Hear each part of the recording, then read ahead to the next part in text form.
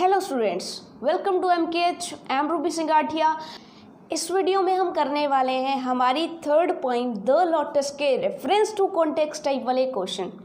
Poem थोड़ी सी हमने देखा कि पोइम जो है थोड़ा सा हमें पढ़ने में थोड़ी सी तकलीफ ज़रूर आई थी, क्योंकि इसमें जो वर्ड्स थे उनका मीनिंग कुछ और था, लेकिन वो वर्ड्स पोइम कहीं जो है पोइम में कोई और मीनिंग के साथ आए हुए थे।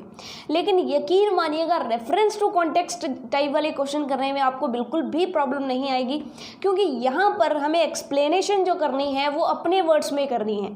यानी कि जो बात वहाँ पर पोइटेस ने कही है, तोरू दत्त ने कही है, उसी बात को हम यहाँ पर इजी वर्ड्स में लिख देंगे। ठीक है, तो आपको डेफिनेटली पॉइंट से ज़्यादा इजी लगने वाला है ये वाला पार्ट, और मज़ा तो आने ही वाला है। तो चलिए फिर फटाफट से स्टार्ट करते हैं। जो हमारा फर्स्ट स्टैंजा है, फर्स्ट स्टैंजा, इसमें पूरी की पूरी पोइम को हम 4 स्टैंजास बना करके फिर पढ़ेंगे। ठीक है, तो फर्स्ट स्टैंजा जो है, love come to Flora asking for a flower, that would of flower be undisputed queen, the lily and the rose long long had been rivals for the high honour. तो ये हमारा first stanza रहेगा।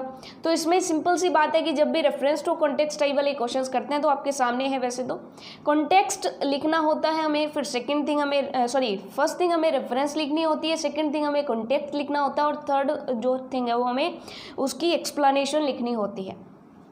तो reference लिखने में तो आपको कोई प्रॉब्लम आने नहीं वाली है, क्योंकि रेफरेंस तो हम फर्स्ट पॉइंट से ही करते आ रहे हैं कि वही हमें लिखना होता है, एक ही लाइन। कौन सी line? These lines have been taken from the poem, और फिर पोइम का नाम क्या है? द लोटस, कंपोज्ड बाय, किसने कंपोज किया है, और फिर पोइट का नेम तोरू दत्त। ठीक है, तो आपका ये पूरी की पूरी पोइम जो रहेगी उसमें रेफरेंस सेम रहने वाला है। इनफैक्ट सभी पोइम्स में रेफरेंस सेम रहेगा, बस आपको पोइम का और पोइट का नेम चेंज कर देना है। बाकी बिल्कुल सिंपल है। क्या लिखेंगे आप? These lines have been taken from the poem the lotus composed by Toru Dutt. ये चीज़ आपको समझ में आ गई? ओके। अब नेक्स्टली जो सेकेंड थिंग है वो है कॉन्टेक्स्ट। कॉन्टेक्स्ट और एक्सप्लेनेशन में यही डिफरेंस होता है। कॉन्टेक्स्ट में हम ये बताते हैं कि पोइट हमें क्या बताना चाह रहा है, यानी कि तोरू दत्त हमें क्या बताना चाह रही है, और एक्सप्लेनेशन में हम ये लिखते हैं कि पोइम में जो लाइंस लिखी हैं वो क्या कह रही हैं। ठीक है, तो सिंपली आपने जब ये लाइंस पढ़ी तो आपको क्या लग रहा है? कॉन्टेक्स्ट में हम क्या लिखेंगे कि सिंपली जो लव है, यानी कि जो लव के देवता हैं लव, वो फ्लोरा के पास आते हैं और एक सबसे खूबसूरत फूल की डिमांड करते हैं। और ऐसे में फ्लोरा फिर उनको कहती है कि जी ऐसे में तो रोज़ और लिली जो है वो बहुत पुराने टाइम से राइवल्स रहे हैं फॉर दिस हाई ऑनर, यानी इस बेस्ट फ्लावर बनने की होड़ में वो राइवल्स रहे हैं बहुत लंबे टाइम से। बस यही तो हमें पता चल रहा है इन लाइन्स में। ठीक है, तो बस यही इसका कॉन्टेक्स्ट हो जाएगा। आपके सामने इसका कॉन्टेक्स्ट है, these lines describe the love desire to get most beautiful flower. ठीक है, कि ये जो लाइन है, ये जो लाइन्स दी गई हैं वो डिस्क्राइब कर रही हैं लव्स डिज़ायर, यानी लव की इच्छा को, टू गेट, प्राप्त करने की, द मोस्ट ब्यूटीफुल फ्लावर, यानी कि दुनिया का सबसे खूबसूरत फ्लावर प्राप्त करने की इच्छा को यहाँ पर जो है डिस्क्राइब किया गया है। एंड द राइवलरी, और प्रतिद्वंदिता, of the lily and the rose. किसकी प्रतिद्वंदिता? राइवलरी, राइवल्स रहे हैं ना रोज और कौन? Lily. To get the title of the best flower, और किस लिए राइवल्स रहे हैं? बेस्ट फ्लावर का टाइटल लेने के लिए। तो ये कॉन्टेक्स्ट आपको समझ में आ गया कि सबसे पहले लव फ्लोरा के पास आते हैं और अपनी इच्छा व्यक्त करते हैं किसके बारे में? एक बहुत ही खूबसूरत सा फ्लावर लेने के बारे में। और फिर ये पोइम हमें, ये जो 4 लाइन्स है, ये बताती है कि रोज़ और लिली जो है वो बहुत पुराने टाइम से राइवल्स रहे हैं फॉर दिस हाई ऑनर, और for the title of the best flower. ये चीज़ हमें समझ में आ गई। अब इसकी एक्सप्लेनेशन की जब बात आएगी, जब इसकी एक्सप्लेनेशन की बात आएगी, love come to Flora asking for a flower, that would of flower be undisputed queen, the lily and the rose long long had been rivals for that high honour. ठीक है, तो ये चीज़ आपको समझ में आ गई। अब एक्सप्लेन कैसे करेंगे? The poet says that once love came to Flora. Love क्या है? द गॉड ऑफ लव, और फ्लोरा कौन है? The god of flower and spring. ठीक है, यानी कि बसंत और फूलों की देवी है फ्लोरा। ठीक है, and asked for such a flower, और ऐसे फूल के लिए पूछते हैं या मांगते हैं, दैट शुड अनडिस्प्यूटेड का मतलब अनडाउटेबली, ठीक है, यानी कि उस पर कोई डाउट नहीं होना चाहिए। Flower that should undoubtedly be the most beautiful flower, ठीक है, कि जो अनडाउटेबली कोई डाउट नहीं होना चाहिए, अनडाउटेबली मोस्ट ब्यूटीफुल फ्लावर हो उसकी वो डिमांड करते हैं। तो ये चीज़ आपके समझ में आ गई। सिंस द डिस्प्यूट स्टार्टेड, क्योंकि डिस्प्यूट चल रहा है, सिंस द डिस्प्यूट, जब से यह विवाद शुरू हुआ, सिंस मतलब जब से यह विवाद शुरू हुआ है, the lily flower and the rose flower, lily फूल और रोज फूल जो है हैड बिन राइवल्स, प्रतिद्वंदी रहे हैं, to get the title of the best flower for a very long time, यानी कि बहुत पुराने समय से, जब से ये इनकी जंग छिड़ी है। कौन सी? जब से ये, और ये कह सकते हैं कि जब से ये विवाद छिड़ा है, जब से ये डिस्प्यूट छिड़ा है ना कि कौन सा बेस्ट फ्लावर है, तब से कौन प्रतिद्वंदी रहे हैं? दो ही प्रतिद्वंदी रहे हैं, लिली और रोज। ये चीज़ आपको समझ में आ गई, ठीक है। तो बहुत ही आसान है, डेफिनेटली आप इंजॉय कर रहे होंगे, ठीक है। नेक्स्ट, अगर हम नेक्स्ट स्टेंजा पर चले तो पहले स्टेंजा की आपको रेफरेंस समझ आ गया, कॉन्टेक्स्ट समझ आ गया, एक्सप्लेनेशन क्या कर रहे हैं आपको ये समझ में आ गया। एक्सप्लेनेशन में वही लिखना है जो लाइन्स में लिखना है, बस थोड़ी सी लैंग्वेज को ईजी अपनी तरफ से बना करके लिखना है। नेक्स्ट हम स्टेंजा सेकंड की तरफ चलते हैं। Birds of power had sung their claims, the rose can never tower, like the pale lily with her Juno mane, but is the lily lovelier? Thus between flower factions rank the strife in the second bower, ठीक है। तो second stanza हमारा ये रहेगा। इसका meaning, poem को बहुत ही अच्छे से हम प्रीवियस वीडियो में समझ चुके हैं। अगर आपने पहले पोइम को समझा और फिर आप ये क्वेश्चंस कर रहे हो तो आपको बहुत ही मज़ा आ रहा होगा। तो रेफरेंस सेम ही रहेगा, रेफरेंस बिल्कुल सेम रहेगा। These lines have been taken from the poem the lotus composed by Toru Dutt. Context में आप क्या लिखोगे? कॉन्टेक्स्ट में क्या बताया जा रहा है, ठीक है, देखते हैं। This stanza is about the claims और arguments made by two factions of flower loving points, यानी कि ये स्टेंजा जो है फूल प्रेमी कवियों के दो गुट जो हैं, दो समूह हैं, दो ग्रुप्स हैं, फ्लावर फैक्शंस दो ग्रुप्स हैं, उनके दावों को प्रस्तुत कर रहा है, यानी उन्होंने क्या दावे किए हैं उनके बारे में बता रहा है, ठीक है। तो इसमें क्या हो रहा है, एक फैक्शन तो किसका फेवर कर रहा है? रोज का फेवर कर रहा है, और दूसरा फैक्शन किसका फेवर कर रहा है? लिली का फेवर कर रहा है। तो वही आप बताओगे, one faction is in the favour of rose flower while other is in the favour of lily flower, यानी कि एक जो फैक्शन है, एक जो गुट है, एक जो समूह है, वो तो रोज फ्लावर के पास है, और एक समूह किसके पास है? लिली फ्लावर के पास है। और दोनों अपने अपने दावे रख रहे हैं एक दूसरे के सामने। वो कह रहे हैं गुलाब खूबसूरत है, वो कह रहे हैं लिली ज़्यादा खूबसूरत है। तो ये चीज़ आपको समझ में आ गई, ठीक है। मेनली कॉन्टेक्स्ट में हमें ये लिखना है कि ये लाइन हमें क्या बताना चाह रही है। अब लाइन क्या बता रही है ये हम देखेंगे, यानी कि पॉइंट जो है वो लाइंस के द्वारा क्या बता रहा है वो कॉन्टेक्स्ट में हो गया। लाइन क्या बता रही है पर्टिकुलर, वो हम एक्सप्लेनेशन में लिखने वाले हैं। In this stanza, the poet describes the claims and arguments made by two groups of flower-loving poets, यानी कि इस स्टेंजा में पोइट ने डिस्क्राइब किया है उनके क्लेम्स, उनके दावे, आर्ग्यूमेंट्स, उनके तर्क। किन के तर्क? Made by two groups of floor loving points, floor loving points के जो दो ग्रुप हैं उनके दावों और तर्कों को यहाँ पर प्रस्तुत किया इन लाइन्स में।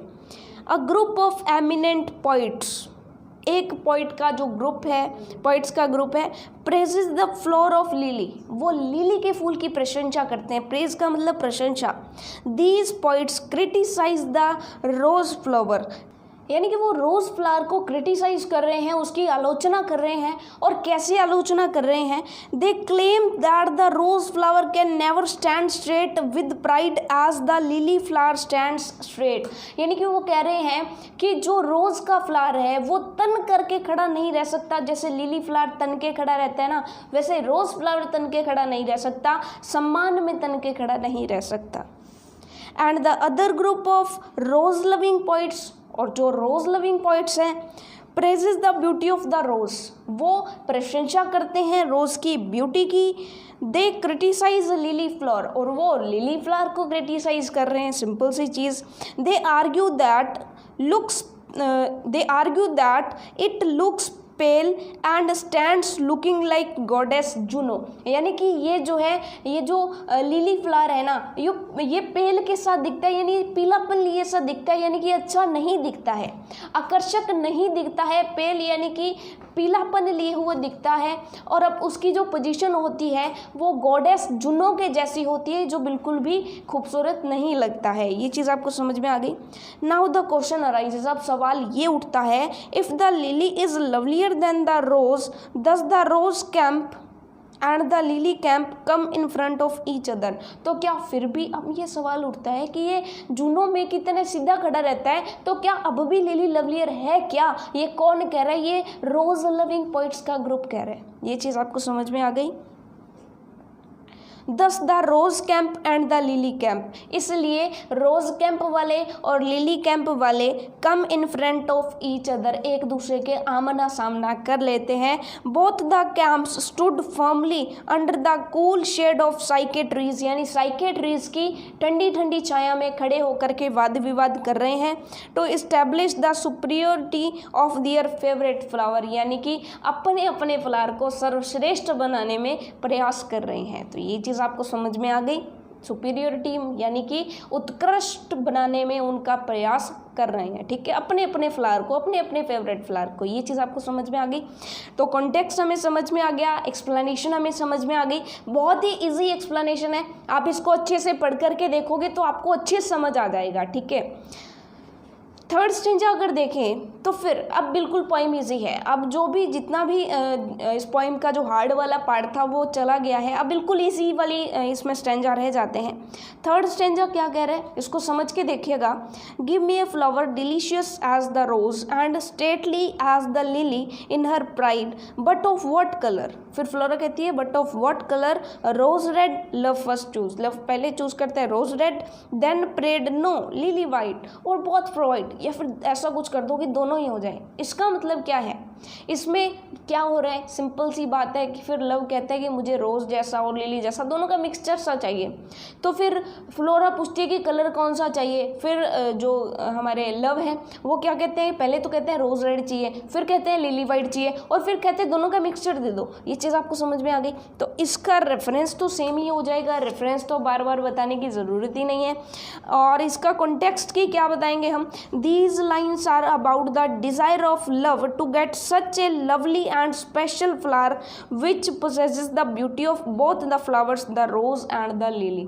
यानी अब लव की डिज़ायर क्या है, एक ऐसा फ्लावर लेने की जो दोनों की ब्यूटी को पोजेस करता है, यानी दोनों की ब्यूटी को रखता है। कौन कौन से फूलों की, लिली और फ्लावर दोनों फूलों की जो ब्यूटी रखता है, ऐसे फ्लावर की लेने की इच्छा जताता है लव, ठीक है। और यही स्टैंजा उसके बारे में बता रहा है हमें। एक्सप्लेन के कैसे करेंगे हम explanation. In these lines the poet describe the conversation between love and flora, यानी कि इस ये जो स्टेंजा है इसमें पोइट जो है हमें क्या बताना चाह रहा है, फ्लोरा और लव के बीच की जो कन्वर्सेशन है उसको हमें बताना चाह रहा है। लव आस्क्स फ्लोरा, लव पूछता है फ्लोरा से, to give him such a beautiful and special flower, कि मुझे एक ब्यूटीफुल और स्पेशल फ्लावर दो, that should have charm and sweetness of the rose, जिसके पास खूबसूरती हो और मधुरता हो गुलाब के जैसी, ठीक है। चार्म मतलब खूबसूरती, स्वीटनेस यानी मधुरता।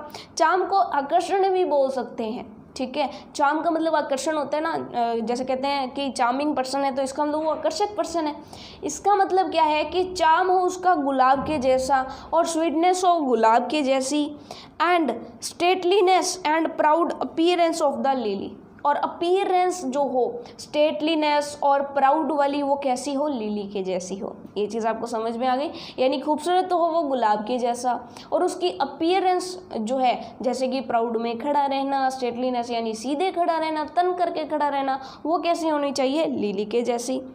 Flora then asked him which colour of the flower he would like, फिर फ्लोरा पूछती है कि उसको कौन से कलर का फ्लावर पसंद आएगा। This question slightly confuse the love, और इस क्वेश्चन ने लव को थोड़ा सा कंफ्यूज कर दिया। तभी तो लव कभी रोज़ रेड, कभी लिली वाइट, और कभी कभी कह रहा है कि मुझे दोनों चाहिए, ठीक। ठीक है। He first choose rose red colour, उसने पहले कौन सा कलर चूज किया, rose red, and then lily white, और फिर वापस से क्या कहते हैं, नहीं नहीं lily white, and then finally, और फिर finally he prayed for the combination of two, और फिर उसने प्रार्थना की। प्रार्थना का मतलब क्या है कि सिंपल सी बात कहा कि कृपया करके मुझे दोनों का कम्बिनेशन दे दो, ठीक है, दोनों के कलर्स का कम्बिनेशन दे दो। और फिर लास्ट 4 स्टैंजा तो आपको बहुत ही अच्छे समझ में आएगा, 2 ही लाइंस का छोटा सा स्टैंजा है।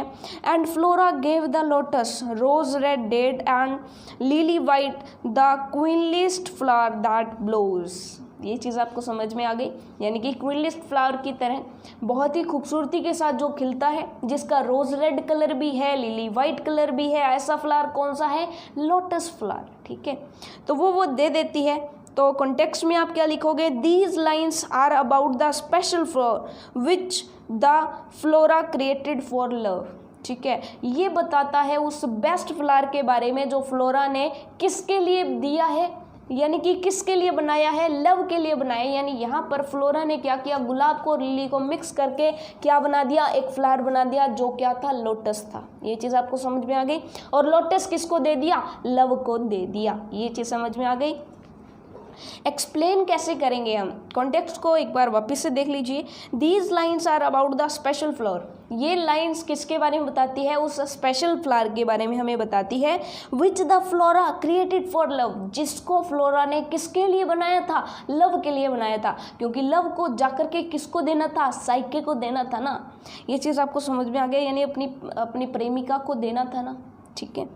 Explanation, the poet says that the goddess flora fulfilled the wish of love. अब ये पॉइंट क्या कह रहा है कि जो फ्लोरा थी उसने लव की जो विश थी उसको पूरा कर दिया, लव की चाहत को पूरा कर दिया। She gave him the lotus, उसने उसको लोटस दे दिया। The lotus which is the combination of both rose red and lily white, ऐसा लोटस जो कि कम्बिनेशन है दोनों का, रोज रेड का और लिली वाइट का। In this way flora gave him the most beautiful flower, और इस तरह से फ्लोरा ने उसको सबसे खूबसूरत फ्लावर दे दिया, जो कि कौन था, the lotus, that is queen like, जो कि महारानी के जैसा था। महारानी यानी खूबसूरती से इसको शो कर रहे हैं। That is queen like the flower that blooms having the attribute of both the rose and the lily, ऐसा फ्लावर जो ब्लूम्स खिलता है किसके साथ, रोज रेड के साथ और लिली के साथ, यानी दोनों के एट्रीब्यूट्स के साथ, दोनों की खासियत के साथ उगता है या खिलता है, रोज़ की और लिली की। Delicious as rose and stately as lily, जो कि आकर्षक है, खूबसूरत है रोज़ के जैसा, और सीधा तन के खड़ा रहने वाला है लिली के जैसा। तो होपफुली पूरा का पूरा जो पॉइंट थी उसमें 4 स्टेंजा हमने देखे, उसके रेफरेंस देखे, कॉन्टेक्स्ट देखे, एक्सप्लेनेशन देखे। होपफुली आपको ये जो रेफरेंस, और मैंने आपको बहुत ही अल्टीमेट तरीके से समझाने की कोशिश की है, बहुत ही आसान बनाने की कोशिश की है, तो डेफिनेटली आपको समझ में आया होगा। तो होपफुली अगर आपको वीडियो हेल्पफुल लगी तो लाइक कर दीजिएगा, शेयर ज़रूर किया कीजिए अपने दोस्तों के साथ। ज़्यादा से ज़्यादा लोगों को ये बताइए कि MKH पर क्लासेस चल रही हैं, ताकि ज़्यादा से ज़्यादा लोग इसका फ़ायदा उठा पाएँ। तो चैनल को अगर सब्सक्राइब नहीं किया है तो सब्सक्राइब कर दीजिए, साथ में बेल आइकन भी दबा दीजिएगा, ताकि यहाँ से हम कोई भी वीडियोस डालते हैं तो उनकी डायरेक्ट नोटिफिकेशन आपको मिल जाया करें। जैसे ही वीडियो मिलती है तो आप अपना सिलेबस साथ के साथ कवर करते रहें। तो इसी के साथ वीडियो को लाइक कर दीजिए। मिलते हैं नेक्स्ट वीडियो में, तब तक के लिए all the best for your self studies.